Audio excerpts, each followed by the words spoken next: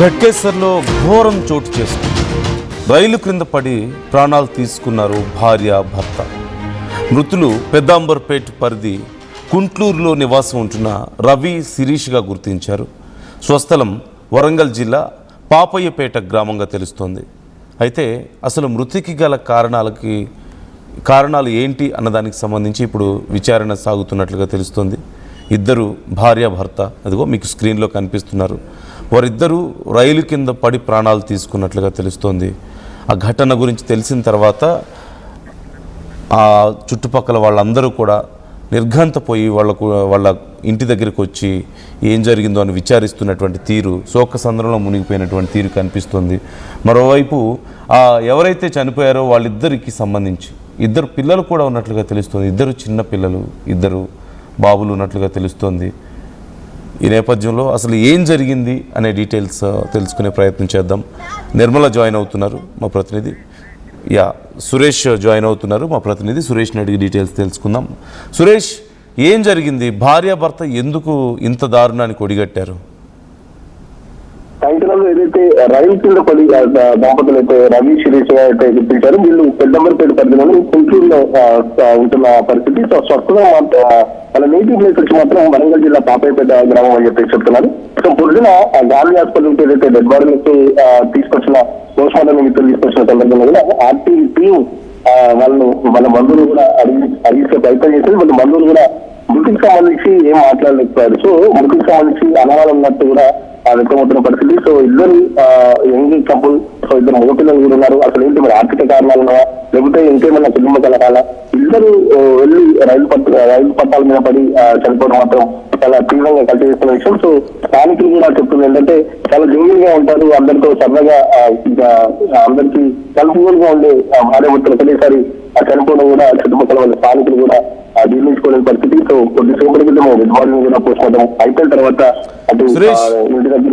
సురేష్, మీ voice నాకు క్లియర్గా లేదు. మరొకసారి try to connect again. So ఇప్పుడు ఈ ఘటనకు సంబంధించి ఇంకా పూర్తి వివరాలు తెలియాల్సి ఉంది. We are trying to know more details from Suresh, మా ప్రతినిధి.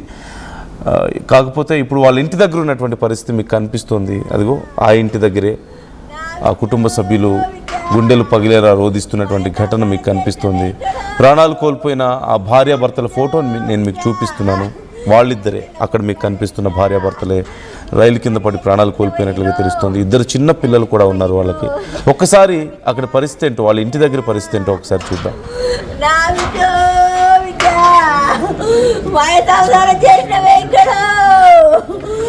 బిడ్డ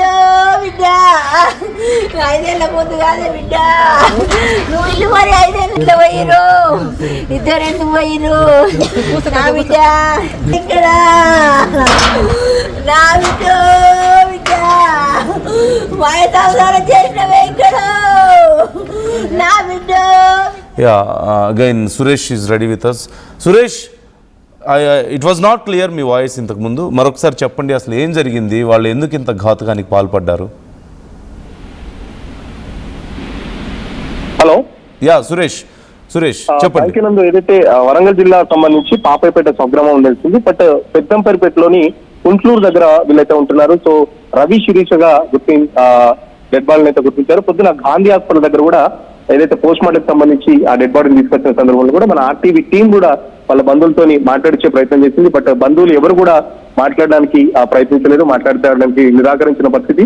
సో ఆత్మహత్య గల కారణాలు ఇంతవరకు అయితే పోలీసు ఎంక్వైరీ జరుగుతుంది. ఇప్పటివరకు అయితే కారణాలకు సంబంధించి ఇంకా పోలీసులు అయితే తెలుసుకోలేని పరిస్థితి. మరి ఆర్థిక పరమైన కారణాలు ఉన్నాయా, లేకపోతే మన కుటుంబ కలహాలు ఉన్నాయా అని చెప్పేసి కూడా ఆ కోణంలో కూడా దర్యాప్తు చేస్తున్నారు. ఎందుకంటే ఇద్దరు భార్యాభర్తలు చాలా యంగ్ కపుల్. ఆ స్థానికులు చెప్తున్న ప్రకారం ఏంటంటే చాలా కలుపుగోలుగా ఉంటారు, అందరితో కలివిడిగా ఉంటారు. సో ఒక్కసారిగా ఆ స్థానికులు కూడా కలిసివేసిందని చెప్పుకోవచ్చు. ఇప్పటికీ కూడా ఆ స్థానికులు అయితే జీర్ణించుకోలేకపోతున్న పరిస్థితి. సో ఇప్పుడే కొద్దిసేపటి క్రితం సంబంధించి కూడా ఆ బాడీని తీసుకెళ్తుంటే అక్కడ చాలా హృదయ విదారకంగా ఉంది.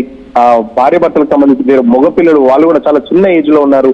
సో ఇప్పుడు వాళ్ళ ఆలన పాలనకు సంబంధించి ఎట్లా అని చెప్పేసి కూడా స్థానికులు పెద్ద ఎత్తున కంటతడి పెడుతున్న సందర్భం అయితే చూస్తున్నాం. సో ఆ మృతుడికి వాళ్ళిద్దరికి సంబంధించి ఎట్లా దానికి సంబంధించి చనిపోవడానికి గల కారణాలు ఏంటి, మరి ఆర్థిక కారణాలు ఉన్నాయా, ఇంకేమన్నా కుటుంబ కలహాలా అని చెప్పేసి ఆ పోలీసులు అయితే దర్యాప్తు చేస్తున్నారు. అసలు మరిన్ని నిజాలైతే తెలిసిన అవకాశం ఉంది.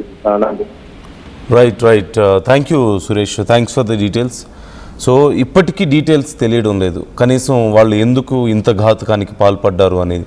కుటుంబం చాలా సంతోషంగా ఉందని, ఇద్దరు చిన్న పిల్లలు, మగపిల్లలు కనిపిస్తున్నారు ఫోటోలో, మీరు చూశారు ఇంతకుముందు. సంతోషంగా ఉండేవాళ్ళు, ఏ గొడవలు లేవు, ఆర్థిక సమస్యలు కూడా లేవు అంటూ చెప్తున్నారు. మరి భార్యాభర్తలు తల్లిదండ్రులు అయి ఉండి, ఇద్దరు పిల్లలకి తల్లిదండ్రులు అయి ఉండి, వాళ్ళు ఎందుకు ఇంత ఘాతుకానికి పాల్పడ్డారో, పాపం ఆ పెద్దవాళ్ళని అలా ఎందుకు ఒంటరి వాళ్ళని చేసి వదిలేసి వెళ్ళిపోయారు అనే డీటెయిల్స్ మాత్రం ఇంకా తెలియడం లేదు. ఇప్పటికే పోస్ట్ మార్టం కోసం పంపించినట్లుగా తెలుస్తుంది వాళ్ళ మృతదేహాలని. పోలీసులు కూడా ఈ కేసుకు సంబంధించి దర్యాప్తు చేస్తున్నారు. ఏదైనా సమస్యలు ఉన్నాయా, ఆర్థిక సమస్యలు ఉన్నాయా అనే కోణంలో ఇప్పుడు ఆలోచన చేస్తున్నారు. ఇంట్లో ఏమైనా గొడవలు అవుతున్నాయా అంటే చుట్టుపక్కల వాళ్ళు కానీ, వాళ్ళ ఇతర కుటుంబ సభ్యులు కానీ, ఎవరైనా సరే లేదు అంతా బాగుంది, అంతా చాలా ప్రశాంతంగా ఉంది అంటూ చెప్తున్నారు. మరి ఇంకేం జరిగి ఉండొచ్చు అనేది ఎవరికి అర్థం కావడం లేదు. కనీసం ఆ బంధువులకు కానీ, ఇతర కుటుంబ సభ్యులకు కానీ చిన్న హింట్ కూడా వాళ్ళు ఇవ్వలేకపోతున్నారు. అంటే ఏ సమస్యలు లేవు, అంతా బాగుందని చెప్తున్నారు. బట్ ఇంత భయంకరమైన నిర్ణయం ఎలా తీసుకోగలిగారు? మరి ఆ చిన్న పిల్లల్ని వదిలేసి, ఆ వయసు మీద పడినటువంటి ఆ కుటుంబ సభ్యులను వదిలేసి ఎలా వెళ్ళాలనిపించిందో వాళ్ళకి. ఖచ్చితంగా ఇంత కఠిన నిర్ణయం తీసుకొని ఉండాల్సింది కాదేమో, ఇంత దారుణానికి ఒడిగట్టు ఉండాల్సింది కాదేమో. ఆ పిల్లల్ని అనాథలను చేసి వదిలేసి, ఈ పెద్దవాళ్ళని ఎవరు ఏ తోడు లేకుండా అలా వదిలేసి వెళ్ళి ఉండాల్సింది కాదేమో అంటూ చాలామంది అభిప్రాయాలను వ్యక్తం చేస్తున్నారు. మీరు చూడండి, వయసు మీద పడిన ఆ తల్లి ఎంత రోధిస్తుందో.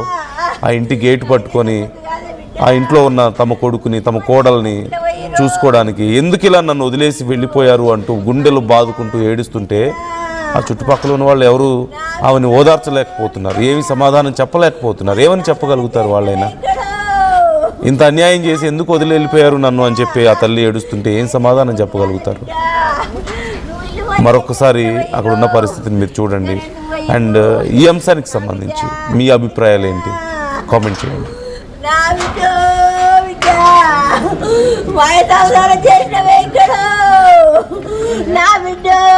అంటూ ఏడుస్తుంటే ఆ చుట్టుపక్కల ఉన్న వాళ్ళు ఎవరు ఆమెను ఓదార్చలేకపోతున్నారు, ఏమి సమాధానం చెప్పలేకపోతున్నారు. ఏమని చెప్పగలుగుతారు వాళ్ళైనా?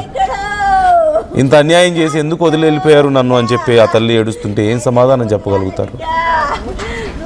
మరొకసారి అక్కడ ఉన్న పరిస్థితిని మీరు చూడండి.